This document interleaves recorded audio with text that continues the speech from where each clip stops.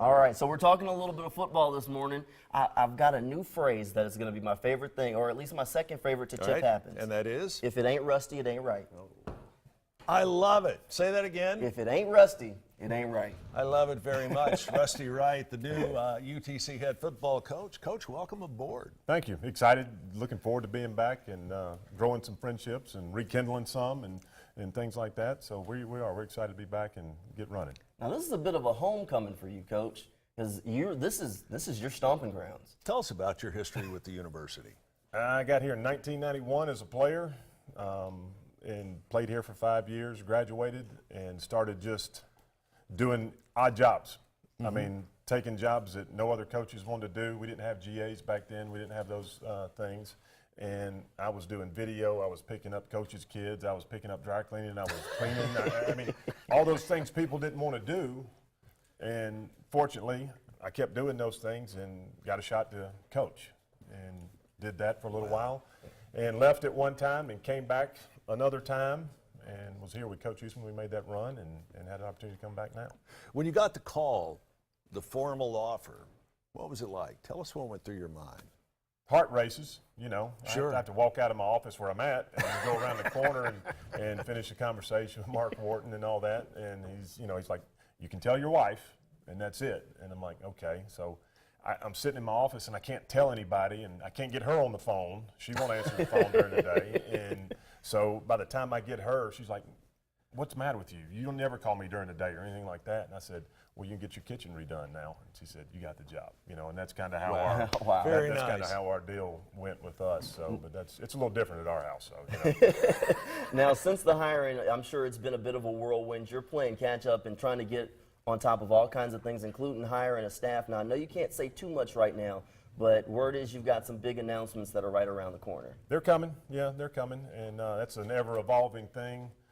Coaching or hiring a staff's kind of like recruiting a little bit. I mean, it really is, and that's what we talked about earlier. They don't really give you that handbook for that. People are going to be excited. They're going to be excited about the guys we got coming back. There'll be a name they recognize a lot, and there'll be some guys that are really good football coaches, and it'll be good people in this community that will just help us even more. Are you really going to hire Jamal Williams for the quarterback coach position? You know what? I know you guys have been in he's got my resume, but I never got a call back. No, that's not true. I will say this. That's not true. If anybody has called or texted me about a job, I have called or texted them back. And I can't tell you, and I've stayed up till I don't know how long trying to make sure, because I've been one of those guys. And whether we have a spot for them, I'm going to interview them, not interview them, whatever, I've texted or called everybody back. Wow. I want to ask how you describe your coaching style. Your predecessor, Coach Arth, at least as far as our dealings with him, kind of laid back, kind of reserved, and even when you saw a practice video out on the field, he was just laid back. Yeah, it was a little Probably bit more the best way laid to back. put it. You're not laid back so much. A little different than that. A little different than that. I believe kids still want to be coached hard. Right. I believe they want discipline in their lives. And even as the generations, I move further away from the generations that are here now, kids want to be coached hard. They want to be told when they're doing things well. They want to be told when they're not doing things well. And they want you to show them how to do those things well. And we're going to coach kids hard. And when we recruit kids and we tell them what's going on and how we're going to be as a staff, but we're going to love them the right way, and we're going to get after them when they need to be getting after. Now, this is your first chance to be a head coach. I know you've gotten to work underneath some phenomenal head coaches.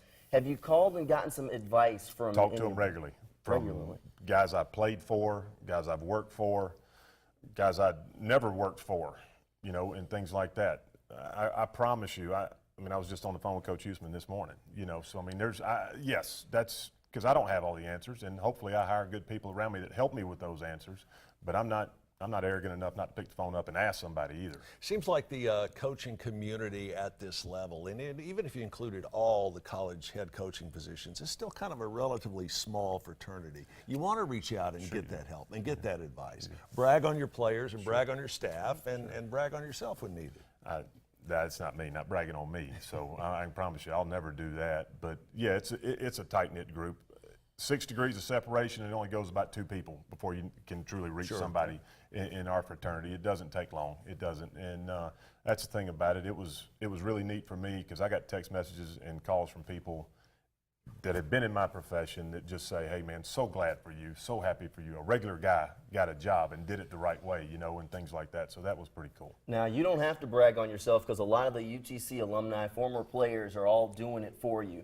Since I've been here in Chattanooga, I have not seen the UTC former players come out and really support a coach's hiring like yours. That's right. Well, and again, I think it goes back to I've tried to treat those guys when they played for us or I played with them or they played before me.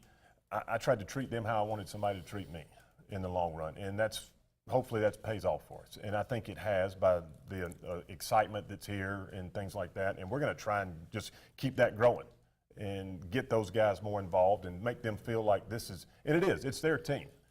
Win or lose, I feel like I've got their weight on my shoulders every day trying to make it right because it's about everybody that was before us, not who's here. You've got a big legacy to Sure. to continue your Sure. part of. Sure. What's going to be your biggest initial obstacle, do you think? And I'm not talking about getting your staff in place, but beyond that, what do you think your biggest? Just getting it's a new team, even though there may be 10 or 12 guys that were here when I was here the last time. Just getting to know those other kids and what they can do well, and personalities and things like that, and making sure they mesh with us as coaches and the other guys we bring in as players and things like that. That's always the biggest obstacle because every team every year is different. It doesn't matter if it's freshman to his senior year, you're adding people and moving pieces, and the mix is constantly changing, and every team is different. And that's the biggest thing is me getting a feel for these guys that are here. I think that's going to be, and not in a bad way, but I think that's going to be the biggest hurdle is them getting to know me getting to know them that are here. I think there's a lot to be excited about this year. I know doubt you're about it. excited, and the horizons definitely look good. Hopefully, not to put any pressure on you, but we'd like to see a return to the playoffs in the next couple of Me years. too. Me too. Me too. That's a great thing about this level now. And when I was at Georgia State the last 2 years, we played in a bowl game. The first year I was there, and it's awesome. Don't get me wrong. Playing in bowl games are great. It's neat for the kids, but you get to compete for a championship here at this level, and that's what's cool about being at a place like Chattanooga because we'll have the opportunity to go do that, and we'll get there. Are We will. Jamal We'll and get I there. too old to do a walk-on? I mean, we can I still place got a kick, year. we I can still like have that. 1 year eligibility, Coach. Everybody says that till that first lick is passed, and then you're pretty good standing over there on the sidelines going, yeah, I'm all right. I still got 1 year eligibility left, Coach. Yeah, I I'm still just got telling one. you. I used to think that way too until when that first person gets hit, I'm really good standing over there where I'm at. I think Jamal has got the line of the day. Let's say it again. If it ain't rusty, it ain't right. Coach Rusty Wright, Appreciate it, welcome guys. back Thank home. you. We're Appreciate glad to it. have you Appreciate here. it. This guy's going to be killer. Oh, I'm right there with you. Absolutely is. Check out more, and yes, you can find out a whole lot more by checking out the official website, which is gomox.com. Gomox.com. Hang in there. More of Let's Chat coming up next.